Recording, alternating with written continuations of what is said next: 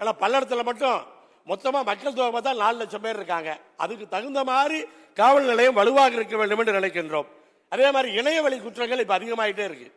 அதிகமாக இணையவழி குற்றங்கள் அதிகமாகும் போது தாலுக்கா தோறும் ஒரு சைபர் கிரைம் வேணும். நானே அந்த இணையவழி குற்றத்தில் ஒரு 7 லட்சம் ரூபாய் விட்டுட்டேன். 7 லட்சம் ரூபாய் போயிடுச்சு, எங்க போச்சுன்னே தெரியல, கண்டுபிடிக்கவே முடியல.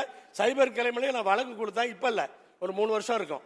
வழக்கு கொடுத்தா இதுவரை கண்டுபிடிக்க முடியல. அதனால சைபர் கிரைம்ங்கிறது ஒவ்வொரு நாளும் அதிகமாயிட்டே இருக்குது. அதே மாதிரி பாத்தீங்கன்னு சொன்னா இந்த டாஸ்மாக்ல பாட்டில் மலைப்பகுதிகளில் மிகப்பெரிய வெற்றி அடைந்திருக்கிறது. கோவை மாவட்டத்திலே அதை முதல் முறையா மாவட்டம் போல செயல்படுத்தியிருக்காங்க.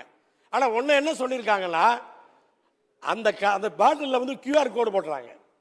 அந்த கடையில கொண்டு வந்து கொடுத்தாதான் பணம் 10 ரூபா திருப்பி தருவாங்கிறாங்க. அப்ப வந்து குடிச்சவங்களே கொடுத்தாதான் உண்டு. யாராவது பாட்டில கண்டெடுத்தாங்களா அவங்க கூட கொடுக்க மாட்டாங்க. ஆனா எந்த ஒரு டாஸ்மாக் கடையில அந்த பாட்டிலை கொடுத்தாலும் கண்டிப்பாக அந்த 10 ரூபாயை திருப்பி தர வேண்டும் என்று கேட்டுக்கொள்கிறேன்.